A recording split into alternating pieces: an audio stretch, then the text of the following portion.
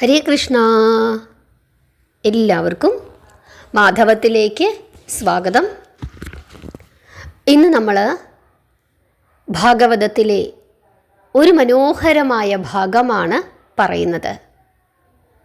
കുചേല സൽഗതി. നിങ്ങൾക്കെല്ലാവർക്കും ഈ കഥ അറിയാമായിരിക്കും. പക്ഷേ എത്ര തവണ കേൾക്കാൻ സാധിക്കുമോ അത്രയും തവണ കുചേല സൽഗതി കേട്ടു പ്രാർത്ഥിക്കുന്നത് നമ്മുടെ ജീവിതത്തിലെ നിത്യദുരിതങ്ങൾ ഒഴിച്ചു തരും എന്നാണ് വിശ്വസിക്കുന്നത്.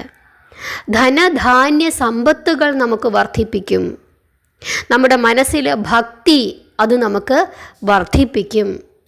ഭഗവാന്റെ അപാരമായ സ്നേഹത്തിന് നമ്മൾ പാത്രീഭവിക്കും. ഇതൊക്കെ ഒരളവിൽ കൂടുതൽ നമുക്ക് ലഭിക്കും എന്നാണ് വിശ്വസിക്കുന്നത്. അതുകൊണ്ട് തന്നെ കുചേല സൽഗതി ദിവസവും കേട്ടാലും തെറ്റില്ല. അത്ര പുണ്യകരമായ ഭാഗമാണ് കുചേല സൽഗതി. നമുക്ക് ആ കഥാഭാഗത്തിലേക്ക് പോകാം. നിങ്ങൾ ക്ഷമയോടുകൂടി, ഞാൻ എപ്പോഴും പറയുന്നതാണ്, ക്ഷമയോടുകൂടി ഭക്തിയോടുകൂടി കഥ മുഴുവനും കേൾക്കണം.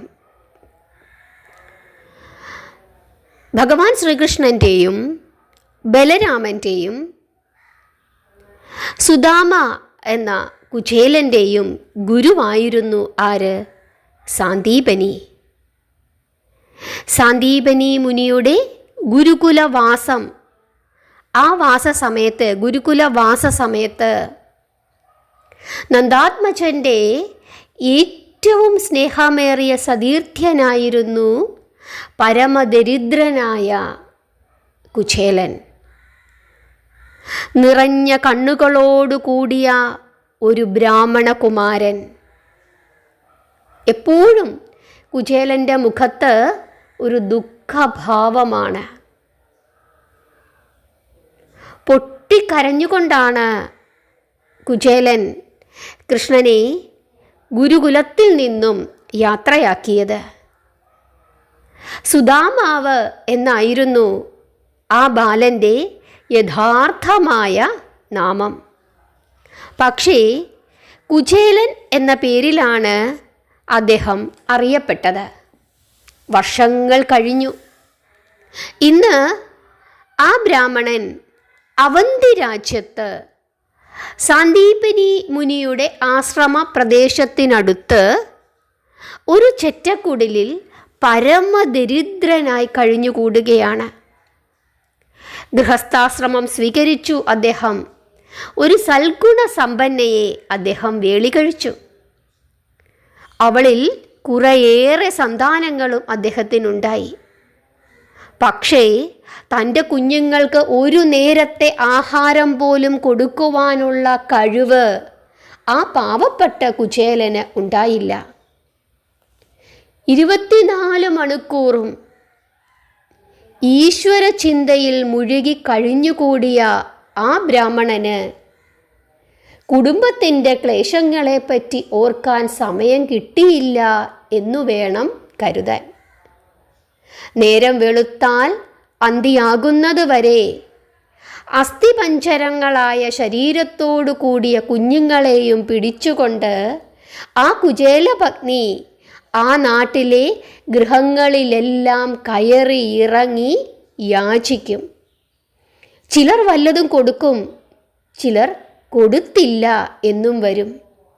എത്ര തെണ്ടിയാലും ഒരു നേരത്തെ കഞ്ഞിക്കുള്ള വക അവർക്ക് കിട്ടാറുണ്ടായിരുന്നില്ല പല ദിവസങ്ങളിലും. എന്നും ഇങ്ങനെ മറ്റുള്ളവരുടെ മുമ്പിൽ ഭിക്ഷയാചിച്ചു നടക്കുന്നത് കൊണ്ട് അവരോട് സാധാരണ ജനങ്ങൾക്ക് വലിയ അനുകമ്പയും ഇല്ലാതായി. എവിടെ ചെന്നാലും ഒന്നും കിട്ടുന്നില്ല എന്ന അവസ്ഥയിലുമായി പലപ്പോഴും. എന്തെങ്കിലും വല്ലതും കിട്ടിയാൽ ആ സ്ത്രീ അത് പാകപ്പെടുത്തി ഭർത്താവിന് കൊടുത്തതിനു ശേഷം ബാക്കിയുള്ളത് താനും കുഞ്ഞുങ്ങളും കഴിക്കും. അതിനും വകയില്ലെങ്കിൽ കുഞ്ഞുങ്ങൾക്ക് കൊടുത്ത ശേഷം ആ പാവം സ്ത്രീ വിശപ്പും സഹിച്ച് മിണ്ടാതെ പട്ടിണി കിടക്കും. പട്ടിണിക്ലേശങ്ങൾ കഴിയുന്നതും ഭർത്താവിനെ അറിയിക്കാതെ നോക്കുവാൻ ആ സ്ത്രീരത്നം ശ്രമിച്ചു. എങ്കിലും നിവൃത്തിയില്ലാതെ വന്നു. അങ്ങനെ ഒരു ദിവസം ആ പാവം സ്ത്രീ തൻ്റെ ഭർത്താവിൻ്റെ അടുത്തു ചെന്നിട്ട് ഇങ്ങനെ പറഞ്ഞു, നാഥ, ഞാൻ പറയുന്നത് കൊണ്ട് അങ്ങ് എന്നോട് കോപിക്കല്ലേ. ദാരിദ്ര്യമാണെങ്കിലും എത്ര കാലം വേണമെങ്കിലും നമുക്കത് സഹിക്കാം. ഒരു തുള്ളി അന്നത്തിൻ്റെ വെള്ളം പോലും കൊടുക്കാതെ നമ്മുടെ കുഞ്ഞുങ്ങളെ നാം എങ്ങനെ വളർത്തും? നിത്യദാരിദ്ര്യം മാത്രമാണ് നമ്മുടെ കൈമുതൽ. നേരം വെളുത്താൽ കുഞ്ഞുങ്ങൾ വിശന്നു പൊരിഞ്ഞ് എൻ്റെ അരയിൽ കെട്ടിപ്പിടിച്ചുകൊണ്ട് കരയുന്നു. രാത്രിയിൽ ഒന്നും കഴിക്കാതെ കിടക്കുന്ന കുഞ്ഞുങ്ങളാണ്. ഞാൻ ഒരു പെറ്റ മാതാവല്ലേ, ഞാൻ അതെങ്ങനെ സഹിക്കും? കുഞ്ഞുങ്ങളോടുകൂടി സന്ധ്യ മയങ്ങുന്നത് വരെ തെണ്ടിയാലും എന്തു കിട്ടാനാണ്? ദയുള്ളവർ നാട്ടിലില്ലാതെയായി. എന്തിനവരെ കുറ്റം പറയുന്നു? എന്നും ഇങ്ങനെ തെണ്ടിച്ചെന്നാൽ ആർക്കാണ് തരാൻ സാധിക്കുന്നത്? നാം ബ്രാഹ്മണ കുലത്തിൽ ജനിച്ചുപോയി. അതുകൊണ്ട് കൂലിവേലയ്ക്ക് പോകാനും സാധിക്കുന്നില്ല. അത് നിഷിദ്ധമാണ് പോലും. എന്തു ചെയ്യാം? ഓരോരോ ദുരാചാരങ്ങൾ. അതുകൊണ്ട് ഒരുപാടൊന്നും വേണ്ട. ഒരു നേരത്തെ കഞ്ഞിവെള്ളം കിട്ടാനുള്ള എന്തെങ്കിലും ഒരു മാർഗം അങ്ങ് നിർദ്ദേശിക്കണം. അങ്ങൻ്റെ ഭർത്താവാണ്. അങ്ങയോടല്ലാതെ മറ്റാരോടാണ് ഞാനിത് പറയേണ്ടത്? ഇങ്ങനെ ആ പാവം സ്ത്രീ തൻ്റെ ഭർത്താവിനോട് പറഞ്ഞപ്പോൾ അദ്ദേഹം എന്താണ് പറഞ്ഞത്? നാഥേ, ഞാൻ എന്തു മാർഗം നിർദ്ദേശിക്കുവാനാണ്? എനിക്കെന്തറിയാം? ദൈവത്തെ ഭജിക്കാനല്ലാതെ മറ്റൊന്നും ചെയ്യാൻ എനിക്കറിയില്ല. ധനമില്ലാത്ത നാം വലിയ ധനവാന്മാരാണ്. നമുക്ക് ശത്രുക്കളില്ല. ധനം പുഷ്ടിപ്പെടുത്തുവാനുള്ള കപട ചിന്തകളും നമ്മെ ഉപദ്രവിക്കുന്നില്ല. ഇങ്ങനെയുള്ള തത്വങ്ങൾ പറയാമെന്നല്ലാതെ പട്ടിണിക്ക് ഇതൊന്നും ഒരു പരിഹാരമല്ല എന്നും എനിക്കറിയാം. ഇങ്ങനെ തൻ്റെ ഭാര്യയുടെ മുഖത്തു നോക്കി ആ കുചേല ബ്രാഹ്മണൻ പറഞ്ഞു. ഉടനെ ഭാര്യ പറയുകയാണ്, പ്രാണവല്ലഭ, സ്ത്രീകൾക്ക് അലങ്കാരങ്ങളായ സ്വർണ്ണാഭരണങ്ങളോ പട്ടാമ്പരങ്ങളോ താമസിക്കുവാൻ മണിമാളികയോ ഒന്നുമല്ലല്ലോ ഞാൻ ചോദിക്കുന്നത്. നഗ്നത മറയ്ക്കുവാൻ ഈ കില്ലത്തുണി തന്നെ ധാരാളം. എനിക്ക് യാതൊരു സങ്കടവുമില്ല. ഈ കൂരപ്പുരയിൽ വെയിലും മഴയുമേറ്റ് കിടന്നുകൊള്ളാം. പ്രാണൻ കിടക്കുന്നതിനു വേണ്ടി ഒരു നേരമെങ്കിലും അന്നത്തിൻ്റെ വെള്ളം കുഞ്ഞുങ്ങൾക്ക് കൊടുക്കണമല്ലോ. അതിന് എന്തു ചെയ്യണം? ഇങ്ങനെ ചോദിക്കുകയാണ് ആ പാവം സ്ത്രീ. അപ്പോൾ കുചേലൻ എന്താണ് പറഞ്ഞത്? നാഥേ, നീ പറഞ്ഞത് വളരെ ശരിയാണ്. പതിവ്രതയായ പത്നിയെയും കുഞ്ഞുങ്ങളെയും പട്ടിണിക്കിടുന്ന പുരുഷൻ, അവൻ എത്ര വലിയ ഭക്തനായാലും അവന് ഗതി കിട്ടുകയില്ല എന്ന് എനിക്കറിയാം. എങ്കിലും ഞാൻ എന്ത് ചെയ്യാനാണ്? എവിടെ പോകാനാണ്? ഞാനും നിന്നോടൊപ്പം ഇറങ്ങിത്തെണ്ടാമെന്ന് വെച്ചാൽ വല്ലതും കിട്ടുമോ? ആര് നമ്മെ സഹായിക്കും? ആർക്കാണ് നമ്മോട് കാരുണ്യം? ഇങ്ങനെ കുചേലൻ വീണ്ടും പറഞ്ഞു. ഉടൻ തന്നെ കുചേലൻ്റെ പത്നി കുചേലനോട് ഇങ്ങനെ പറഞ്ഞു, നാഥ, ഞാനൊരു കാര്യം പറയട്ടെ, അങ്ങ് ദേഷ്യപ്പെടരുത്. പണ്ട് സാന്ദീപനി മുനിയുടെ ഗുരുകുലത്തിൽ അങ്ങും ദ്വാരകാപതിയായ ശ്രീകൃഷ്ണ ഭഗവാനും ഒന്നിച്ചു പഠിച്ചിട്ടുണ്ടെന്ന് അങ്ങ് പലപ്പോഴും പറഞ്ഞിട്ടുണ്ടല്ലോ. അദ്ദേഹത്തിന് അങ്ങയോട് വലിയ സ്നേഹമുണ്ടായിരുന്നു എന്നും അങ്ങ് പറഞ്ഞു കേട്ടിട്ടുണ്ട്. അദ്ദേഹം ഇന്ന് സർവ ഐശ്വര്യ സമ്പൂർണനായി ദ്വാരകയിൽ വാഴുകയാണ്. ആ പുണ്യാത്മാവിനെ ഒന്നുപോയി കണ്ട് നമ്മുടെ ഇപ്പോഴത്തെ ഈ ദയനീയ സ്ഥിതി അറിയിച്ചാൽ അദ്ദേഹം എന്തെങ്കിലും ഒരു മാർഗം നമുക്കുണ്ടാക്കിത്തരും. ഇങ്ങനെ കുചേലൻ്റെ പത്നി കുചേലനോട് പറഞ്ഞപ്പോൾ കുചേലൻ പറയുകയാണ്, പ്രിയേ, നീ എന്താണ് ഈ പറയുന്നത്? ഭഗവാൻ കൃഷ്ണൻ്റെ സ്ഥാനം എവിടെ? ഏഴകളിൽ ഏഴയായ എൻ്റെ സ്ഥാനം എവിടെ? ശിവ ശിവ, ഓർക്കാൻ പോലും വയ്യ. ഗുരുകുലത്തിൽ കുറച്ചുനാൾ ഒന്നിച്ചു പഠിച്ചു എന്ന് വിചാരിച്ച് അദ്ദേഹം എന്നെ ഓർക്കണമെന്നുണ്ടോ? നീ എന്താണ് ഈ പറയുന്നത്? അങ്ങനെ പറയല്ലേ, ശാന്തം പാപം. നീ അത് പറയരുത്. ഈ പാവപ്പെട്ട ദരിദ്ര ബ്രാഹ്മണനെ വിശ്വംഭരനായ ഭഗവാൻ കണ്ടാൽ പോലും അറിയണമെന്നില്ല. വേണ്ട നാഥേ, അതിമോഹം അത് ആപത്താണ്. അങ്ങനെയുള്ള ആശകളൊന്നും വെക്കരുത്. ഇങ്ങനെ പറയുകയാണ് കുചേലൻ. ഉടനെ ഭാര്യ പറഞ്ഞു, ഇല്ല നാഥ, പതിവ്രതയായ ഈ പത്നിയാണ് അങ്ങയോട് പറയുന്നത്. അദ്ദേഹം ഒരിക്കലും അങ്ങയെ കണ്ടാൽ അറിയാതിരിക്കില്ല. അദ്ദേഹം ആശ്രിത വത്സലനും ഭക്തപരായണനുമാണ്. ഭക്തന്മാർക്ക് വേണ്ടി ഹൃദയം പോലും കൊടുക്കുവാൻ കനിവുള്ളവനാണ് അദ്ദേഹമെന്ന് ഞാൻ കേട്ടിട്ടുണ്ട്. ആ സ്ഥിതിക്ക് ഭക്തനായ പഴയ കൂട്ടുകാരനെ കണ്ടാൽ അദ്ദേഹം അറിയില്ലെന്നാണോ അങ്ങ് പറയുന്നത്?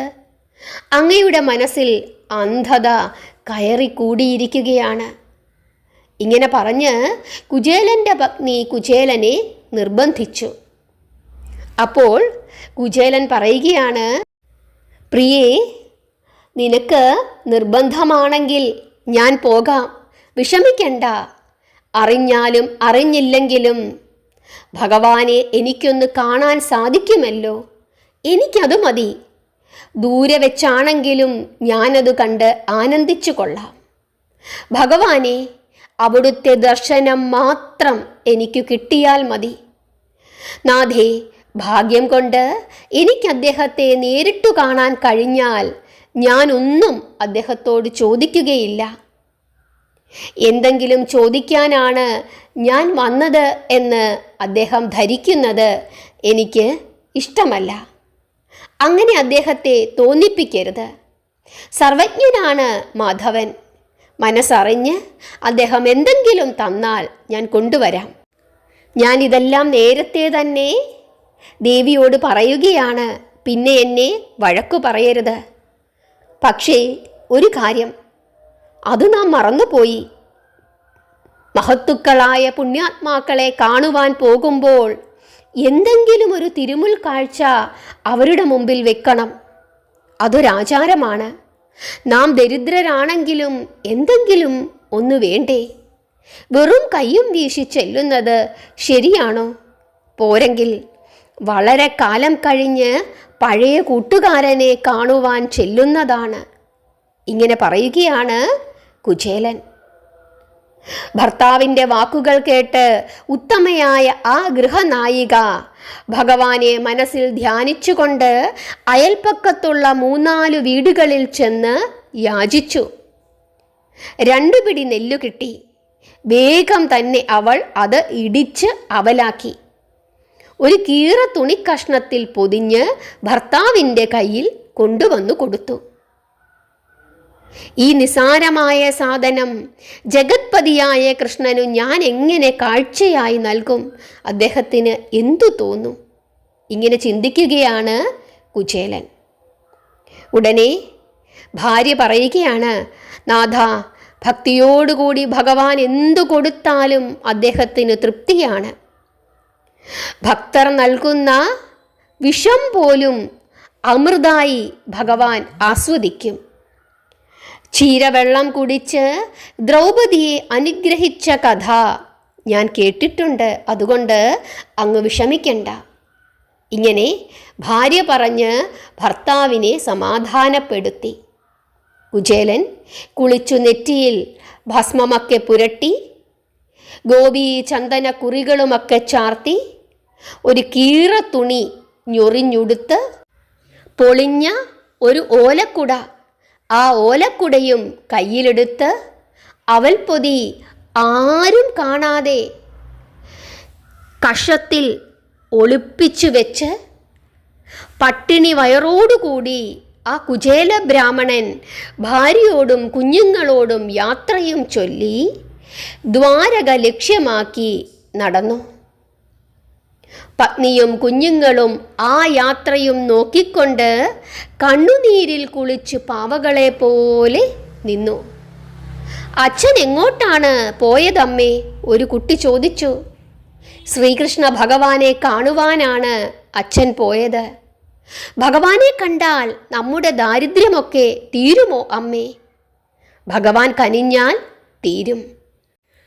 ഇങ്ങനെ അമ്മ പറഞ്ഞപ്പോൾ ആ കുട്ടി ചോദിക്കുകയാണ്, എന്നിട്ട് എന്താണമ്മേ അച്ഛൻ നേരത്തെ പോകാഞ്ഞത്? ഇങ്ങനെയുള്ള കുട്ടികളുടെ ചോദ്യങ്ങൾ ആ മാതാവിനെ കൂടുതൽ വിഷമിപ്പിച്ചു.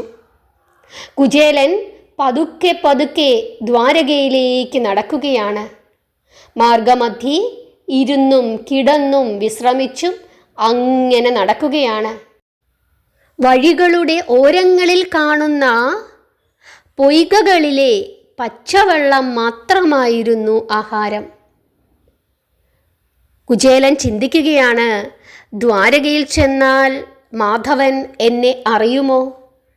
പണ്ട് സാന്ദീപനിയുടെ ഗുരുകുലത്തിൽ താമസിച്ച കഥ കൃഷ്ണനിപ്പോൾ ഓർമ്മിക്കുമോ? കുചേലൻ എന്ന നിന്റെ പഴയ കൂട്ടുകാരൻ നിന്നെ കാണുവാനായി അങ്ങോട്ട് വരുന്നുണ്ട്. നീ എന്നെ തള്ളിക്കളയല്ലേ കൃഷ്ണ? ഇങ്ങനെയൊക്കെ ചിന്തിച്ചുകൊണ്ടാണ് ആ ബ്രാഹ്മണൻ നടക്കുന്നത്. അങ്ങനെ നടന്നു നടന്ന് കുചേലൻ എവിടെ എത്തിച്ചേർന്നു? ദ്വാരകയിൽ എത്തിച്ചേർന്നു. സർവത്ര സ്വർണമയം, ഉയർന്ന സുവർണ ഗോപുരങ്ങൾ, മണിഹർമ്മ്യങ്ങൾ, വിശാലങ്ങളായ രമ്യശാലകൾ, അന്തഃപുര മണിമന്ദിരങ്ങൾ, എങ്ങും സ്വർണമയം. ഇങ്ങനെയുള്ള കാഴ്ചകൾ കണ്ട് ആ ബ്രാഹ്മണൻ അത്ഭുതപ്പെട്ടു, വിസ്മയിച്ചു, ഭക്തി വിവശനായി. താൻ സ്വർഗത്തിലാണോ വൈകുണ്ഠത്തിലാണോ എത്തിയതെന്നു പോലും അദ്ദേഹത്തിന് തോന്നുകയാണ്. അങ്ങനെ ഭയന്ന് ഭയന്ന് അദ്ദേഹം എവിടെ എത്തിച്ചേർന്നു? ഭഗവാന്റെ മണിമാളികയുടെ നേരെയുള്ള ഗോപുരത്തിൻ്റെ മുമ്പിൽ എത്തിച്ചേർന്നു. ഗോപുരത്തിൻ്റെ കാവൽക്കാർ നോക്കിയപ്പോൾ ദേ വരുന്നു ഒരു പിച്ച ബ്രാഹ്മണൻ. അവർ തടഞ്ഞു. ഹേ ബ്രാഹ്മണ, ഓരോരോ മഹാരാജാക്കന്മാരും മഹർഷികളും മഹത്തുക്കളുമൊക്കെ ഭഗവാനെ കാണുവാനുള്ള സമയവും പാർത്ത് ഇവിടെ താമസിക്കുന്നു. ആ സ്ഥിതിക്ക് നിസാരനായ അങ്ങേക്ക് അവിടെ എങ്ങാനും എത്തി നോക്കാൻ സാധിക്കുമോ? ആഹാരം വല്ലതും വേണോ? വേണമെങ്കിൽ ഭക്ഷണശാലയിൽ ചെന്നാൽ ഇഷ്ടം പോലെ വല്ലതും കഴിച്ചിട്ടു പോകാം. ഇങ്ങനെ പറയുകയാണ് ആ കാവൽക്കാർ. പേടിച്ചാണ് പാവം കുചേലൻ വന്നത്. ആകെ ക്ഷീണിച്ചിരുന്നു അപ്പോഴേക്കും. ഈ കാവൽക്കാരുടെ ഇത്തരത്തിലുള്ള വാക്കുകൾ കൂടി കേട്ടപ്പോൾ ആകെ പരവശനായി തീർന്നു. അദ്ദേഹം അവരോടിങ്ങനെ പറഞ്ഞു, അല്ലയോ ഗോപുര പാലക, എനിക്കൊന്നും വേണ്ട. ഭഗവാനെ ഒന്ന് കണ്ടാൽ മാത്രം മതി. ദയവായി എന്നെ ഒന്ന് അകത്തേക്ക് കടത്തിവിടൂ. ഇങ്ങനെ അദ്ദേഹം ആ കാവൽക്കാരനോട് അപേക്ഷിച്ചു. ഉടനെ ആ കാവൽക്കാരൻ പറയുകയാണ്, അദ്ദേഹത്തെ കണ്ടാൽ മതി എങ്കിൽ അദ്ദേഹം പുറത്തേക്ക് എഴുന്നള്ളുമ്പോൾ എവിടെ നിന്നെങ്കിലും കാണാമല്ലോ. ഏതായാലും മാർഗ തടസ്സമുണ്ടാക്കാതെ ഇവിടെ നിന്നും മാറി നിൽക്കൂ. മന്ത്രിമാർ വരേണ്ട സമയമായി. ഇങ്ങനെ ആ കാവൽക്കാരൻ പറഞ്ഞു. കൃഷ്ണ, കരുണാനിധി, എന്തെല്ലാം ബുദ്ധിമുട്ടുകൾ സഹിച്ച് ഞാനിവിടെ എത്തിച്ചേർന്നു. എന്തിനു വേണ്ടിയിട്ടാണ്? നിന്നെ ഒരു നോക്ക് കാണുവാൻ. അതുമാത്രമാണ് എൻ്റെ ആഗ്രഹം. എനിക്കത് സാധിക്കുന്നില്ലല്ലോ, കഴിയുന്നില്ലല്ലോ ഭഗവാനെ എന്ന് മനസ്സു നീറി ചിന്തിച്ചുകൊണ്ട് ആ ബ്രാഹ്മണൻ ദ്വാരപാലകൻ കൽപ്പിച്ചതുപോലെ അല്പം അകലത്തിലേക്ക് മാറി നിന്നു. ആ സമയം അരവിന്ദലോചനൻ രുക്മിണീ ദേവിയും ഒരുമിച്ച് മാളിക മുകളിൽ സ്വർണമണിമഞ്ചത്തിലിരുന്ന് നർമ്മസല്ലാപങ്ങൾ ചെയ്ത് രസിക്കുകയായിരുന്നു. പെട്ടെന്ന് ഒരു വേദന അദ്ദേഹത്തിൻ്റെ ഹൃദയത്തിൽ വന്നു തട്ടി. കൃഷ്ണ എന്നൊരു വിളി. അങ്ങനെ വിളിച്ചുകൊണ്ട് കുചേലൻ തലയ്ക്കൊരടി കൊടുക്കുന്നു. ആ അടി ഭക്തവത്സലനായ സാക്ഷാൽ ശ്രീകൃഷ്ണൻ്റെ ഹൃദയത്തിലാണ് വന്നുകൊണ്ടത്. വേദനിച്ചു കൃഷ്ണന്. അദ്ദേഹം പെട്ടെന്ന് തന്നെ തൻ്റെ മഞ്ചത്തിൽ നിന്നും ചാടി എഴുന്നേറ്റു. രുക്മിണി, എനിക്ക് വയ്യ, തീരെ വയ്യ, എൻ്റെ ഹൃദയം കിടന്ന് പിടയ്ക്കുന്നു എന്ന് പറഞ്ഞുകൊണ്ട് ആ കരുണാമയൻ 4 വശത്തേക്കും നോക്കി. ഭഗവാൻ ആലസ്യമോ? മറ്റു പത്നിമാരെല്ലാവരും രുക്മിണിയുടെ അറയിലേക്ക് ഓടി വന്നു. കൃഷ്ണൻ തൻ്റെ അന്തർമുഖ നയനങ്ങളാൽ കുചേലനെ കണ്ടു. കൃഷ്ണൻ ചാടി എഴുന്നേറ്റു. രുക്മിണി, ഞാൻ പാപിയായി. എൻ്റെ പ്രിയപ്പെട്ട കൂട്ടുകാരൻ കുചേലൻ, ഭക്തോത്തമനായ എൻ്റെ പ്രിയപ്പെട്ട കുചേലൻ ഇതാ ഗോപുരദ്വാരത്തിൽ വന്നു നിന്ന് വിഷമിക്കുന്നു. എൻ്റെ കൂട്ടുകാരൻ്റെ കണ്ണുകളിൽ നിന്നും വെള്ളമൊഴുകുന്നു. എനിക്ക് സഹിക്കാൻ സാധിക്കുന്നില്ല. വരൂ, എൻ്റെ പത്നിമാരെല്ലാവരും വരൂ. എൻ്റെ സർവസ്വമായ എൻ്റെ കൂട്ടുകാരനെ സ്വീകരിക്കുവാൻ നിങ്ങളെല്ലാവരും വരൂ. രുക്മിണി, നീ തീർത്ഥജലം കയ്യിലെടുക്കൂ. ഭാമി, ചന്ദനം, പനിനീർ മുതലായവ എടുക്കൂ. ജാമ്പവതി, വേഗമാകട്ടെ. സത്യേ, മിത്രവിന്ദേ, നിങ്ങൾ എവിടെ? നിങ്ങൾ വെൺചാമരങ്ങൾ എടുക്കൂ. കാളിന്തി, നീ ആലവട്ടം കയ്യിലെടുക്കൂ. ഭദ്രേ, ലക്ഷണേ, അഷ്ടമംഗല്യമെടുക്കൂ. എല്ലാവരും വേഗം വരൂ. ഇങ്ങനെ പറഞ്ഞ് ഭഗവാനങ്ങ് വെപ്രാളം കൂട്ടുകയാണ്. എൻ്റെ ഭക്തൻ നിന്ന് വിഷമിക്കുന്നു എൻ്റെ കുചേലൻ. ഇങ്ങനെ പറയുകയാണ് കൃഷ്ണൻ. കൃഷ്ണൻ്റെ ആ സന്തോഷം നിങ്ങൾക്ക് കാണാൻ സാധിക്കുന്നുണ്ടോ? ഇങ്ങനെ പറഞ്ഞിട്ട് ഓടിക്കിതച്ച് ആ ഭക്തവത്സലൻ മണിമാളികയുടെ മുകളിൽ നിന്നും പടികൾ ചാടി ചാടി ഇറങ്ങി ഓടി ഗോപുരത്തിൻ്റെ വാതുക്കലേക്ക് പരിഭ്രാന്തൻ എന്നതുപോലെ വരികയാണ്.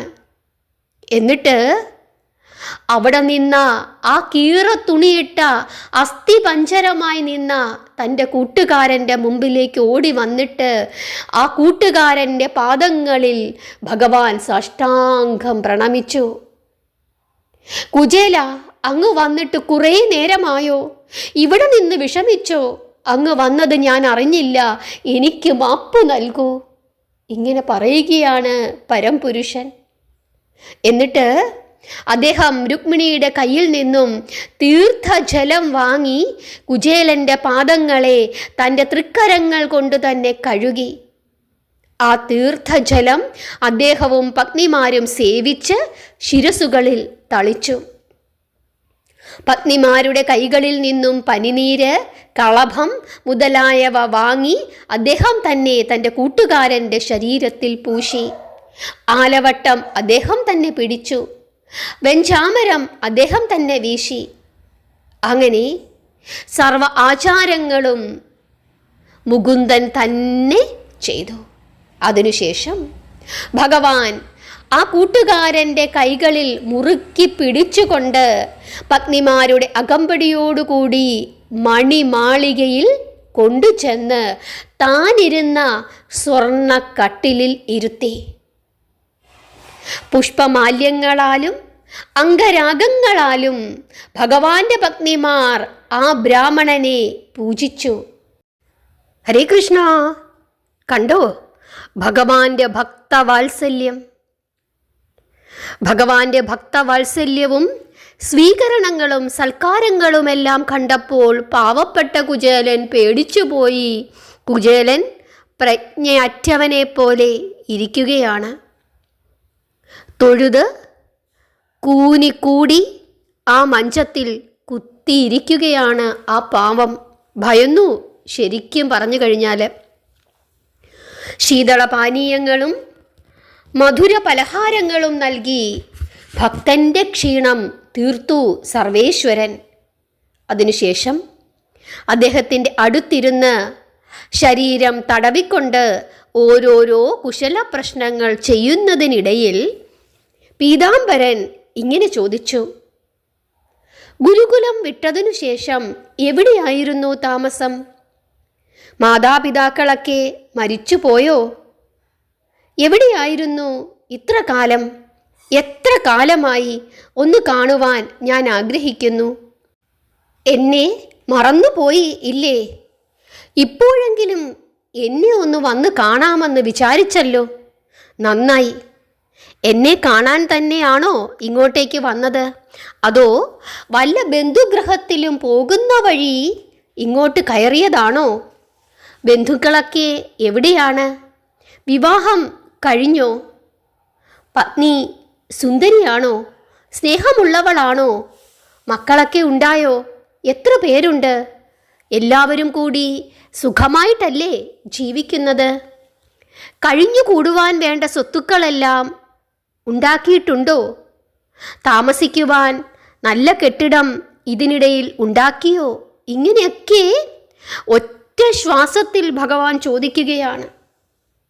കുചേലൻ ഇതെല്ലാം കേട്ടു. പാവം, ഒന്നും മിണ്ടിയില്ല. എന്തു പറയാനാണ്? ആകെ പേടിച്ചിരിക്കുകയാണ് കുചേലൻ. ഭഗവാന്റെ മഞ്ചത്തിൽ, സ്വർണമഞ്ചത്തിൽ താൻ ഇരിക്കുന്നു. ഭഗവാൻ തന്നെ തലോടുന്നു. ഭഗവാന്റെ പത്നിമാർ തനിക്ക് വേണ്ട സേവനങ്ങൾ ചെയ്യുന്നു. ഇതെല്ലാം കണ്ട് വേദനിക്കുകയാണ് ആ പാവം, ആ പാവത്തിൻ്റെ ഹൃദയം. ഞാൻ എന്തു പറയും എന്നോർത്ത്. കൃഷ്ണൻ വീണ്ടും ചോദിക്കുകയാണ്: കുചേലൻ എന്താ ഒന്നും മിണ്ടാത്തത്? എന്താ എൻ്റെ കൂട്ടുകാരാ? ക്ഷീണം കൊണ്ടായിരിക്കുമല്ലേ? സാരമില്ല, മാറിക്കോളും. ക്ഷീണം കൂടുതലാണെങ്കിൽ ഈ മഞ്ചത്തിൽ തന്നെ കുറേ നേരം കിടക്കൂ. ഞാൻ വീശാം. രുക്മിണി, ആ വിശറി ഇങ്ങെടുക്കൂ. ഇങ്ങനെയൊക്കെ ചോദിക്കുകയാണ് സർവേശ്വരൻ. വേണ്ട ഭഗവാനെ, ഒന്നും വേണ്ട, ഞാനിവിടെ ഇരുന്നു കൊള്ളാം എന്ന് സുദാമാവ് പറഞ്ഞു. കൃഷ്ണന് വിശേഷങ്ങൾ ചോദിച്ച് മതിയാകുന്നില്ല. കൃഷ്ണൻ വീണ്ടും ചോദിക്കുകയാണ്: ആട്ടെ സുദാമാവേ, ഗുരുകുലത്തിൽ വെച്ച് നാം തമ്മിൽ യാത്ര പറഞ്ഞ് പിരിഞ്ഞിട്ട് വർഷങ്ങൾ എത്രയായി? എല്ലാം ഇന്നലെ കഴിഞ്ഞതുപോലെ തോന്നുന്നു. ഗുരുപത്നിയുടെ ആവശ്യപ്രകാരം ഒരു രാത്രിയിൽ നാം കാട്ടിൽ വിറകിന് പോയ കഥ അങ്ങ് ഓർമ്മിക്കുന്നുവോ? ഒരു വനചരനെ കണ്ട് അങ്ങ് പേടിച്ചതും ഞാൻ അവനെ കൊന്നതും ഒരു ഭയങ്കര പേമാരിയും കൊടുങ്കാറ്റും അപ്പോഴുണ്ടായതും ആ മഴ മുഴുവനും നനഞ്ഞ് വഴിയും കാണാതെ ഒരു വൃക്ഷത്തിൻ്റെ ചുവട്ടിൽ നാം ആ രാത്രി കഴിച്ചു കൂട്ടിയതും പിറ്റേ ദിവസം അതിരാവിലെ ഗുരുനാഥൻ നമ്മെ അന്വേഷിച്ചു വന്ന് കണ്ടുമുട്ടിയതും അനുഗ്രഹങ്ങൾ നൽകിയതുമെല്ലാം കുചേല അങ്ങ് ഓർക്കുന്നുണ്ടോ? ഇങ്ങനെയൊക്കെ കൃഷ്ണൻ വീണ്ടും പറഞ്ഞുകൊണ്ടിരിക്കുകയാണ്. അപ്പോൾ കുചേലൻ പറയുകയാണ്: കൃഷ്ണ, നമ്മൾ തമ്മിലുള്ള കാര്യങ്ങൾ ഞാൻ എങ്ങനെ മറക്കാനാണ്? ഇങ്ങനെ പറയുകയാണ് പാവം ആ കുചേലൻ. അപ്പോൾ കൃഷ്ണൻ വീണ്ടും ചോദിച്ചു: ആട്ടെ, ഒന്ന് ചോദിച്ചു കൊള്ളട്ടെ. വീട്ടിൽ നിന്നും പുറപ്പെട്ടപ്പോൾ പഴയ കൂട്ടുകാരനു തിന്നുവാനായി ഒന്നും കൊണ്ടുപോന്നിട്ടില്ലേ? ഞാനൊരു തീറ്റ ഭ്രാന്തനാണെന്ന് അറിയാവുന്നത് കൊണ്ട് എന്തെങ്കിലും കൊണ്ടുവരാതിരിക്കാൻ ന്യായമില്ല. പോരെങ്കിൽ ഉത്തമയായ ധർമ്മപത്നി എന്തെങ്കിലും തന്നയക്കാതിരിക്കുകയുമില്ല. ഭക്തൻ എനിക്കെന്തു തന്നാലും എനിക്കത് വലിയ ഇഷ്ടമാണ്. തന്നില്ലെങ്കിൽ ഞാൻ കട്ടുതിന്നും. അതെൻ്റെ സ്വഭാവമാണ്. ഭക്തിയില്ലാത്തവൻ അവനിനി എന്തുകൊണ്ട് തന്നാലും ഞാനത് സ്വീകരിക്കുകയില്ല. എനിക്കതിൽ സന്തോഷവുമില്ല.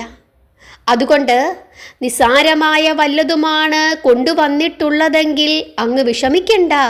വേഗം ഇങ്ങ് തരിക, എനിക്ക് നന്നായി വിശക്കുന്നു. കൃഷ്ണൻ ഇങ്ങനെ പറഞ്ഞപ്പോൾ തൻ്റെ കക്ഷത്തിൽ ഒളിപ്പിച്ചു വെച്ചിരിക്കുന്ന അവൽക്കിഴി പുറത്തു കാണിക്കുവാൻ നാണിച്ചുകൊണ്ട് ആ ബ്രാഹ്മണൻ മിണ്ടാതെ ഇരുന്നു. കഷ്ടിച്ചൊന്നോ രണ്ടോ പിടി അവല് കാണും. അത് പൊതിഞ്ഞിരിക്കുന്നതോ ഒരു മുഷിഞ്ഞ കീറ തുണിക്കഷ്ണത്തിൽ. അതിനും പുറമേ പകുതിയിലധികവും കല്ലും മണ്ണും കരിക്കട്ടയുമാണ്. ഇപ്പോൾ ഇത് വിയർപ്പിൽ നനഞ്ഞു കുതിർന്നിരിക്കുന്നു. അങ്ങനെയുള്ള ഈ നികൃഷ്ട സാധനം എങ്ങനെയാണ് ഭഗവാന് ഞാൻ കൊടുക്കുന്നത്? ഇങ്ങനെ ചിന്തിച്ചുകൊണ്ട് ആ ബ്രാഹ്മണൻ നാണിച്ച് തല കുനിച്ച് മിണ്ടാതിരുന്നു. അപ്പോൾ വീണ്ടും കൃഷ്ണൻ തൻ്റെ കയ്യാൽ ആ ബ്രാഹ്മണൻ്റെ ശരീരം തടവി. അങ്ങനെ തലോടിക്കൊണ്ടിരിക്കുന്നതിനിടയിൽ കക്ഷത്തിൽ ഒളിപ്പിച്ചു വെച്ചിരുന്ന വസ്ത്രക്കിഴി അദ്ദേഹം കാണുകയാണ്. അത് ആഹ്ലാദത്തോടു കൂടി കൃഷ്ണൻ പുറത്തേക്ക് വലിച്ചെടുത്തു. എന്തെങ്കിലും കൊണ്ടുവന്നിരിക്കുമെന്ന് ഞാൻ പറഞ്ഞത് ഇപ്പോൾ എത്ര ശരിയായിരിക്കുന്നു. ഇങ്ങനെ പറഞ്ഞുകൊണ്ട് സന്തോഷത്തോടുകൂടി കൃഷ്ണൻ ആ പൊതി മെല്ലെ അഴിച്ചു. അയ്യോ, എനിക്ക് ഏറ്റവും ഇഷ്ടപ്പെട്ട അവലാണല്ലോ ഇതിലിരിക്കുന്നത്. എത്ര നാളായി കുറച്ച് അവല് തിന്നണം എന്ന് ഞാൻ ആഗ്രഹിക്കുന്നു. എൻ്റെ ആഗ്രഹം കുചേലൻ എങ്ങനെ അറിഞ്ഞു? ഇങ്ങനെ പറഞ്ഞുകൊണ്ട് ആ കാരുണ്യമൂർത്തി അതിൽ നിന്നും ഒരു പിടി വായിലിട്ട് ചവച്ചു വിഴുങ്ങി. എന്തൊരു സ്വാദ്! ഇങ്ങനെ പ്രശംസിച്ചുകൊണ്ട് കൃഷ്ണൻ ഒരു പിടി കൂടി വായിലിടാൻ ഭാവിച്ചപ്പോൾ രുക്മിണീ ദേവി പെട്ടെന്ന് തന്നെ തൻ്റെ ഭർത്താവിൻ്റെ കരം കടന്നു പിടിച്ച് തടുത്തു. എന്നിട്ട് രുക്മിണീ ദേവി ഭഗവാനെ ഒന്ന് നോക്കി. എന്തായിരുന്നു ആ നോട്ടത്തിൻ്റെ അർത്ഥം? അത് ഭഗവാന് മനസ്സിലായി.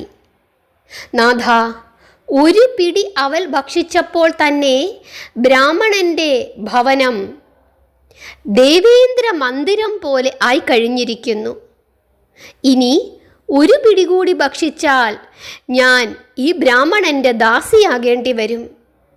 ഇതായിരുന്നു രുക്മിണിയുടെ നോട്ടത്തിൻ്റെ അർത്ഥം. അപ്പോൾ സർവേശ്വരനായ ഭഗവാൻ ശ്രീകൃഷ്ണൻ്റെ കണ്ണുകളിൽ നിന്നും കണ്ണുനീർ അടർന്നു വീഴുന്നത് രുക്മിണി കണ്ടു. രുക്മിണി തൻ്റെ ചേല കൊണ്ട് തൻ്റെ ഭർത്താവിൻ്റെ മുഖം തുടച്ചു. അയ്യോ നാഥ, അങ്ങ് കരയുകയാണോ? അതിനുവേണ്ടി എന്താണിവിടെ ഉണ്ടായത്? ചെന്താമരക്കണ്ണൻ ഇതുവരെ എപ്പോഴെങ്കിലും കരഞ്ഞിട്ടുണ്ടോ? ഇങ്ങനെ ചോദിച്ചുകൊണ്ടാണ് രുക്മിണീ ദേവി ഭർത്താവിൻ്റെ കണ്ണുനീർ തുടച്ചത്. അത് കണ്ട് ഭാമ ഓടി വന്നു. ഭർത്താവിൻ്റെ മുഖം തലോടി. ക്ഷണനേരം കൊണ്ട് കണ്ണുനീർ മാഞ്ഞു. ഭഗവാന്റെ മുഖത്ത് മന്ദഹാസം പ്രകാശിച്ചു.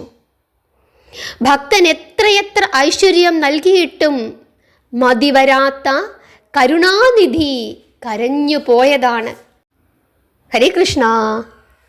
പിന്നെയും പിന്നെയും പല പല കുശല പ്രശ്നങ്ങൾ ചെയ്ത് രാത്രിയിൽ പരിമള കുളിർജലത്തിൽ കുളിപ്പിച്ച് അത്താഴവും നൽകി തൻ്റെ കട്ടിലിൽ തന്നെ ഭഗവാൻ ആ ബ്രാഹ്മണനെ ശയിപ്പിച്ചു.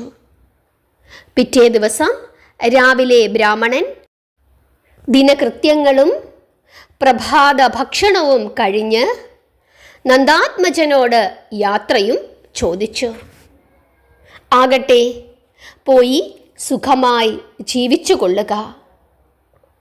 അങ്ങനെ ജീവിക്കുമ്പോൾ എന്നെ മറക്കരുത്. ഇങ്ങനെ പറഞ്ഞ് കൃഷ്ണൻ യാത്ര അനുമതിയും നൽകി. ദ്വാരകയിൽ എത്തിയതിനു ശേഷം കുടുംബത്തിലെ കാര്യങ്ങളെക്കുറിച്ചുള്ള യാതൊരു ചിന്തയും കുചേലൻ്റെ ഹൃദയത്തിൽ കടന്നില്ല. സദാസമയവും ഭഗവാനെ കണ്ട് ആനന്ദത്തിൽ മുഴുകി സർവവും മറന്ന് അവിടെ കഴിഞ്ഞുകൂടുകയായിരുന്നു. ആകെ ഒരു പരിഭ്രമത്തിലായിരുന്നു കുചേലൻ. അതുകൊണ്ട് തന്നെ കുടുംബത്തിലെ വിഷയങ്ങളൊന്നും തന്നെ ഓർത്തതുമില്ല, പറഞ്ഞതുമില്ല. തിരിച്ചു നടന്നു കുചേലൻ. അപ്പോഴാണ് ആ പാവപ്പെട്ട ബ്രാഹ്മണൻ തൻ്റെ കുടുംബത്തെക്കുറിച്ച് ചിന്തിക്കുവാൻ തുടങ്ങിയത്. ദൈവമേ, പത്നിയോട് ഞാൻ ഇനി എന്തു പറയും? ഞാൻ എന്തെങ്കിലും കൊണ്ടു ചെല്ലുമെന്ന് പ്രതീക്ഷിച്ച് വഴിക്കണ്ണും പാർത്തിരിക്കുകയാണവൾ. ഭഗവാനെ, നിന്നോടൊന്നും ഞാൻ ചോദിച്ചതുമില്ല. ദാരിദ്ര്യത്തെക്കുറിച്ച് പറയുവാൻ ഒരു അവസരവും എനിക്കു നീ തന്നതുമില്ല. ഒന്നും ഇങ്ങോട്ട് പറയാതെ ഞാൻ എങ്ങനെ ചോദിക്കും? ദൈവമേ, ഞാനിനി എന്തു പറയും? ഇങ്ങനെ ചിന്തിച്ചുകൊണ്ട് അദ്ദേഹം മന്ദം മന്ദം നടക്കുകയാണ്. അദ്ദേഹം എൻ്റെ ശരീരത്തെ ആലിംഗനം ചെയ്തു. പാദം കഴുകി ആ വെള്ളം തീർത്ഥം പോലെ കുടിച്ചു. അദ്ദേഹം എന്നെ ചുമന്നു. പത്നിമാരെ കൊണ്ട് സേവനം ചെയ്യിപ്പിച്ചു. ഞാൻ അദ്ദേഹത്തെ പോലെ ഒരു വലിയ മഹാനാണെന്ന് അദ്ദേഹം കരുതിയിരിക്കുമോ? അതുകൊണ്ടാണോ അദ്ദേഹം അങ്ങനെ പെരുമാറിയത്? ആ നിലയ്ക്ക് ഞാൻ എങ്ങനെ ചോദിക്കും? ഇങ്ങനെയൊക്കെ ചിന്തിച്ചുകൊണ്ട് ആ ബ്രാഹ്മണൻ കരഞ്ഞുപോയി. പട്ടിണി കിടന്നു മരിക്കുവാനായിരിക്കും തനിക്കും ഭാര്യയ്ക്കും കുഞ്ഞുങ്ങൾക്കും വിധി എന്നുകൂടി ആ ബ്രാഹ്മണൻ കരുതുകയാണ്. ഇങ്ങനെ പലതും ചിന്തിച്ച് വിഷമിച്ച് നടന്ന് തൻ്റെ ഗൃഹം ഇരുന്ന സ്ഥലത്തിൻ്റെ അടുത്തെത്തി. ആകപ്പാടെ ഒരു മാറ്റം, പല വ്യത്യാസങ്ങളും അവിടെ കാണുന്നു. മണിമാളികകൾ, ഗോപുരങ്ങൾ, മനോഹരങ്ങളായ മന്ദിരങ്ങൾ, ധനസംരക്ഷണശാലകൾ, കോട്ടമതിലുകൾ, ഇങ്ങനെ ധാരാളം ഗൃഹങ്ങൾ. എന്തൊരത്ഭുതം! എനിക്ക് വഴി തെറ്റിയോ? ഇങ്ങനെ വിചാരിക്കുകയാണ് ആ ബ്രാഹ്മണൻ. അയ്യോ, നടന്ന് ഞാൻ വീണ്ടും തിരിച്ച് ദ്വാരകയിലെത്തിയോ? അതോ 2 ദ്വാരകയുണ്ടോ? എന്താണിവിടെ സംഭവിച്ചിരിക്കുന്നത്? ഇങ്ങനെയൊക്കെ ചിന്തിക്കുകയാണ് ആ പാവം കുചേലൻ. ഇങ്ങനെ പലതും ചിന്തിച്ചുകൊണ്ട് അമ്പരപ്പോടുകൂടി പരിഭ്രമിച്ച് കുചേലൻ നിൽക്കുമ്പോൾ സർവാഭരണഭൂഷിതയായി ഒരു സ്ത്രീരത്നം, ധാരാളം തോഴിമാർ, ആ തോഴിമാരുടെ അകമ്പടിയോടുകൂടി സ്വർണത്താലവുമേന്തി തന്നെ എതിരേൽക്കുവാനായി ആ സ്ത്രീരത്നം വരുന്നു. ആ വരുന്നത് തൻ്റെ ഭാര്യയല്ലേ? അയ്യോ, എന്തു പറ്റി? കൂടെ നല്ല വസ്ത്രങ്ങളും ആഭരണങ്ങളും ധരിച്ച് തൻ്റെ കുഞ്ഞുങ്ങളും വരുന്നുണ്ടല്ലോ. കുചേലൻ ഞെട്ടിപ്പോയി. കൃഷ്ണ, ഭക്തവത്സല, ഇതെന്തൊരു മായയാണ്! ഭഗവാനെ, നീ എന്താണ് എന്നോട് കാണിക്കുന്നത് എന്ന് ഉച്ചത്തിൽ വിളിച്ചു പറഞ്ഞ് പൊട്ടിക്കരഞ്ഞുകൊണ്ട് ആ ബ്രാഹ്മണൻ നിലത്തു വീണ് നമസ്കരിച്ചു. നിന്റെ അത്ഭുത ലീലകൾ പാവപ്പെട്ട ഈ കൂട്ടുകാരൻ്റെ മുമ്പിലും നീ കാണിച്ചല്ലോ ഭഗവാനെ. ഒന്നും മിണ്ടാതെ, ഒന്നും തരാതെ നീ എന്നെ യാത്രയാക്കിയത് ഇങ്ങനെ സർവ്വതും തരാനായിരുന്നുവോ? അവിടുത്തെ ദ്വാരകയേക്കാൾ വലിയ ഒരു ദ്വാരകയാണല്ലോ ഭഗവാനെ നീ എനിക്ക് നൽകിയത്. ഇങ്ങനെ പറഞ്ഞ് കരഞ്ഞുകൊണ്ട് ആ ബ്രാഹ്മണൻ വീണ്ടും വീണ്ടും നമസ്കരിച്ചു. അപ്പോൾ ഭാര്യയും കുട്ടികളും തോഴികളും താലത്തോടു കൂടി വന്ന് അദ്ദേഹത്തെ എതിരേറ്റ് അകത്തേക്ക് കൂട്ടിക്കൊണ്ടുപോയി. നാഥേ, എനിക്കൊന്നും പറയാനില്ല. എൻ്റെ ഭഗവാനെ ഞാൻ കണ്ടു, എൻ്റെ കൂട്ടുകാരനെ ഞാൻ കണ്ടു. അദ്ദേഹത്തിൻ്റെ ആ സുന്ദരമായ വദനം ഞാൻ കണ്ടു, ആ പീലിത്തിരുമുടി ഞാൻ കണ്ടു, വനമാല ഞാൻ കണ്ടു. ശ്രീവത്സാങ്കിതമായ തിരുവക്ഷസ് ഞാൻ കണ്ടു. കണ്ണാടി കവിളുകളിൽ മിന്നുന്ന മകരകുണ്ടലങ്ങൾ ഞാൻ കണ്ടു. പീതാംബരം ചുറ്റി ഉടുത്തിരിക്കുന്നത് ഞാൻ കണ്ടു. അദ്ദേഹത്തിൻ്റെ പത്നിമാരെ കണ്ടു. അദ്ദേഹം എന്നെ എടുത്തു. അദ്ദേഹം എന്നെ ശുശ്രൂഷിച്ചു, എന്നെ ഊട്ടി കുളിപ്പിച്ചു. അദ്ദേഹത്തിൻ്റെ പള്ളിമെത്തയിൽ കിടത്തി എന്നെ ഉറക്കി. പത്നിമാരെ കൊണ്ട് എന്നെ വീശി ആശ്വസിപ്പിച്ചു. നീയാണ് എല്ലാത്തിനും കാരണം. നീയാണ് എന്നെ എൻ്റെ ഭഗവാനെ കാണുവാൻ എന്നെ പറഞ്ഞയച്ചത്. നീയാണ് പുണ്യവതി. ഇങ്ങനെ പറഞ്ഞ് ആ ബ്രാഹ്മണൻ, ആ സാധു ബ്രാഹ്മണൻ ആ പാവം സ്ത്രീയെ തൊഴുകയാണ്. അത് കണ്ട് ഭർത്താവിന് കുടിക്കുവാനുള്ള ശീതള പാനീയം നൽകി ആ ഭാര്യ ആശ്വസിപ്പിച്ചു. എന്നിട്ട് ഭക്തിപൂർവം ആ പുണ്യവതി ഇങ്ങനെ പറഞ്ഞു, 2-3 ദിവസത്തിന് മുമ്പ് അങ്ങ് ദ്വാരകയിൽ എത്തിയ ദിവസമായിരിക്കണം. അന്ന് ഐശ്വര്യരൂപിണിയായ ഒരു ദിവ്യാംഗന, ഒരു സുന്ദരി ഇവിടെ വന്ന് നിമിഷ നേരം കൊണ്ട് ഇതെല്ലാം നിർമ്മിച്ചു. വേണ്ടുവോളം ധനവും വസ്ത്രങ്ങളും ആഭരണങ്ങളും നൽകി തോഴിമാരെ നിയോഗിച്ച് അപ്രത്യക്ഷയായി. കൃഷ്ണ ഭഗവാന്റെ കൽപ്പന അനുസരിച്ചിട്ടാണ് താനിത് നിർമ്മിക്കുന്നതെന്ന് ആ ദേവി അരുളി ചെയ്തു. സാക്ഷാൽ മഹാലക്ഷ്മിയായിരുന്നു അത്, ഐശ്വര്യ ദേവതയായ ലക്ഷ്മി ദേവി. ഇങ്ങനെ ആ പുണ്യവതി തൻ്റെ ഭർത്താവിനോട് പറഞ്ഞു. ഹരേ കൃഷ്ണ. ഐശ്വര്യവും സമ്പത്തും ധാരാളമുണ്ടായി എങ്കിലും കുചേലൻ അതിലൊന്നും മനസ്സു ചെലുത്താതെ സദാ കൃഷ്ണഭക്തിയിൽ തന്നെ മുഴുകി ജീവിതശിഷ്ടം കഴിച്ചുകൂട്ടി. അവസാനം വിഷ്ണു സായൂജ്യപദം അദ്ദേഹം കൈവരിച്ചു. അദ്ദേഹത്തിൻ്റെ പത്നിയും കുട്ടികളും അതിരറ്റ കൃഷ്ണഭക്തിയോടുകൂടി തന്നെ ജീവിച്ചു. നിത്യവും അനവധി സാധുജനങ്ങൾക്ക് ആ പുണ്യവതി ദാനധർമാദികൾ നടത്തിക്കൊണ്ടിരുന്നു. ദരിദ്രന്മാർക്ക് ഒരു കാമധേനുവായി ആ പുണ്യമതി മാറുകയാണ് പിന്നീട് ഉണ്ടായത്. ഹരേ കൃഷ്ണ. നിങ്ങൾക്ക് കുചേല സൽഗതി ഇഷ്ടപ്പെട്ടോ? എത്ര വലിയ ഭക്തവത്സലനാണ് സാക്ഷാൽ വൈകുണ്ഠപതി എന്ന് നിങ്ങൾക്ക് മനസ്സിലായോ? ഭഗവാന്റെ സ്നേഹം അതുമാത്രമാണ് ഏറ്റവും വലുത്.